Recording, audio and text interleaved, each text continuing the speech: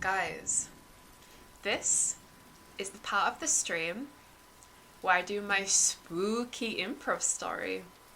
And today's improv story prompt is from You're Dead, Goth GF. Or Goth as we like to call her.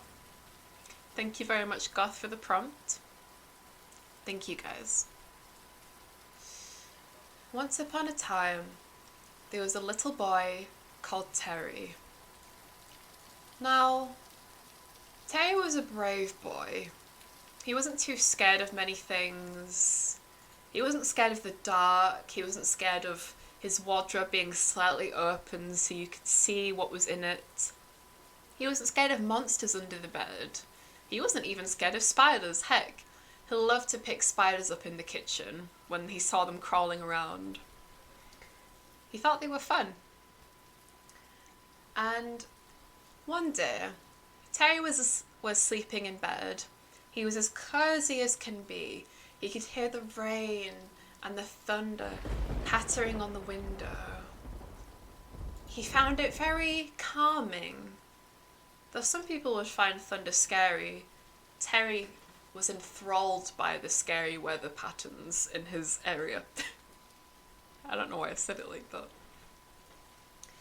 Then, as Terry's eyes slowly began to I can't speak, sorry. As Terry's eyelids slowly began to become heavier and he became drowsier and sleepier, his wardrobe door slowly slided open and he could see the black coat in his wardrobe. He was just shrugged it off. He was like, "Oh, that'll just be my dressing gown. I don't care. I'm just gonna try to sleep." And then all of a sudden, the black cloak moved and a white, pale, skeletal hand began to slowly emerge from the black cloak sleeve. Terry jumped out of bed. Nothing scared Terry that much, but this frightened Terry to his core. The wardrobe door creaked further open, and suddenly the black cloak emerged fully from the wardrobe, revealing a full 6-7 foot figure standing right in front of Terry with his hood up. Terry ran backwards and his back bashed against the window, nearly cracking it. "Who are you? What do you want from me?" said Terry. The figure lifted its skeletal hand and unveiled the hood. "I am the Grim Reaper." "What do you want from me?" said Terry. "You are not scared of enough things, and I'm going to show you that there are things in this world that are to be terrified of, including me, the Grim Reaper." "I'm not scared. Honestly, I thought you were a burglar." "What? I'm the Grim Reaper standing right here in your bedroom. I just emerged from your closet. We're in the dark, for heaven's sake, and there's thunder and lightning outside. What's wrong with you, child?" "Well, I don't know. You don't scare me at all." "I don't care." "Fine. I'm going to take you on a tour and show you the scariest things in this world." The Grim Reaper touched Terry's hand, and usually that would kill someone. But because Terry was so cool and epic and unscared of anything, his fear subsided to death, and he didn't get hurt at all. The Grim Reaper flew through Terry's open window into the thunder and rainy night sky. "I'm going to show you things terrifying that you can find in this world. Look, down there in that house." The Grim Reaper spotted a house with its lights still on. We're going to go down to that house now and I'll show you something terrifying. They flew down to the house and Terry and the Grim Reaper gazed through the window. Look nice and closely. Terry peered his head through the window. I kind of feel like a pervert, said Terry. Look in the window. The Grim Reaper smashed Terry's head against the window. What are we supposed to be looking for? Right there. Terry could see a man, sat at a table, all by himself, shrouded with papers all over his table, his hand clutching his forehead, his pen tapping on his desk. You could hear vaguely through the window, I'm never going to be able to get this done in time. I'm never going to be able to get this done in time. What? Terry turned to the Grim Reaper. What is there to be scared of? He's just doing paperwork. You see, said the Grim Reaper, this man is sorting his taxes! Oh, that's not very scary.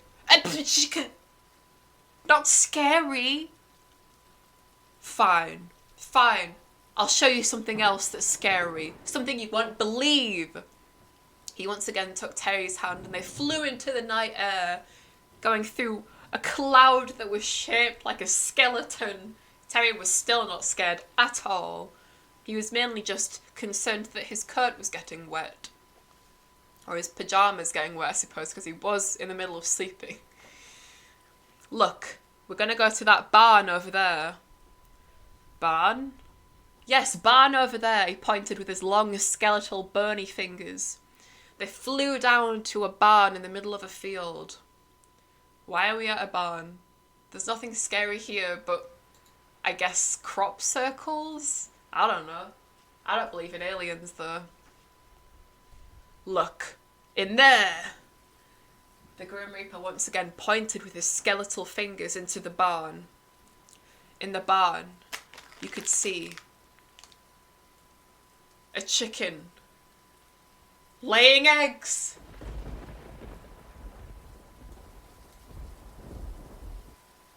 Right, are we going to be doing this all night, said Terry. Because I have school tomorrow and I really need to sleep. How can you not think that's scary? There is a big, solid object coming out of that chicken. Coming out of this tiny chicken. How can you not be scared of that? Well, personally, I think it's crazier that kiwi birds can make such big eggs. Not chickens. That doesn't scare me. I have only one last thing I can show you, Terry. And then I don't know what else I can do. Okay, sure. Indulge me, said Terry. This time Terry grabbed the Grim Reaper's hand and they flew into the night sky once more. Grim Reaper was tapping his finger on his non-existent lip over and over again. Think, said the Grim Reaper. I have to show Terry that the world is terrifying. And then all of a sudden, he got an idea. Right, over there, Terry.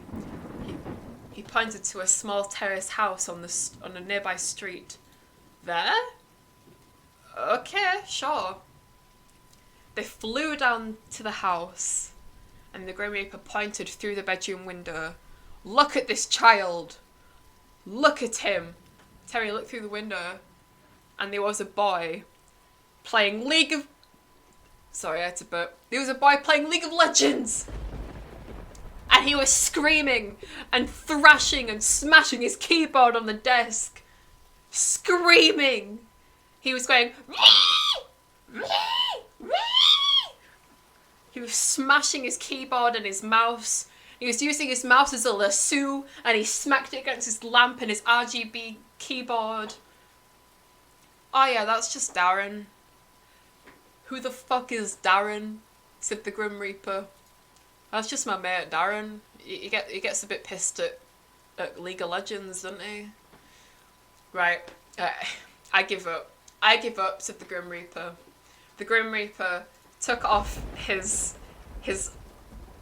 big black robe, so he was just a skeleton just stood there with very sad eyes. He handed the coat to Terry and said, "Fine, you do my fucking job. I don't care anymore. I quit." And then immediately after the Grim Reaper said, "I quit," he became a pile of ashes on the floor. I don't really know what to do with this, but I am quite cold. The rain's making me quite cold and wet, so I guess I'll put the cloak on. Terry donned the big black coat, and it was very large on him because he was a child, but suddenly his legs grew longer, his arms extended, and as his arms and legs grew longer and longer, the skin on his bones became more taut and more taut until his bones ripped through his flesh and his flesh fell off as if it was a morph skin suit onto the ground below him. Ah! My skin! What's happening to me? I became the Grim Reaper!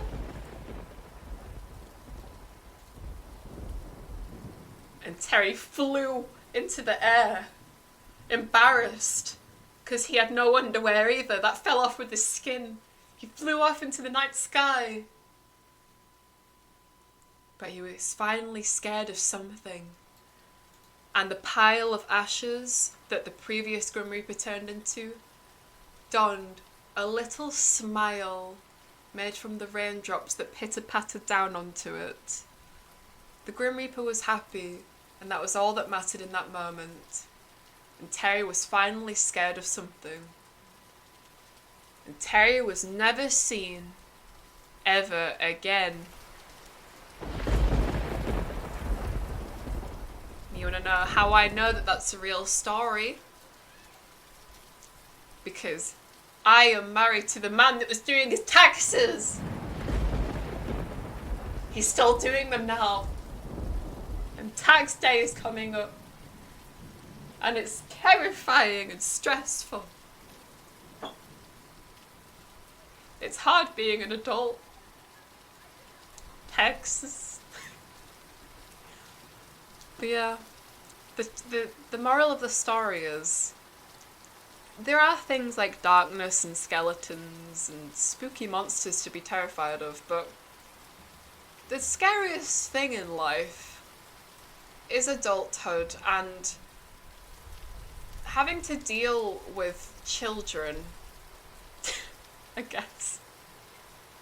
If anything can be learnt from the child smashing his keyboard playing League of Legends.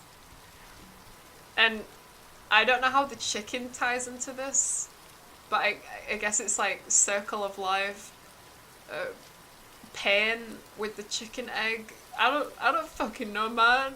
You think I know? I just make the story. I don't know. What do you think I know? I came up with this story. I don't know anything about it. I was only there. Anyway, guys, I hope you enjoyed my story. We did it! Woo! I love it. Thank you. Thank you, God, for the prompt. Super duper appreciate it. Thank you.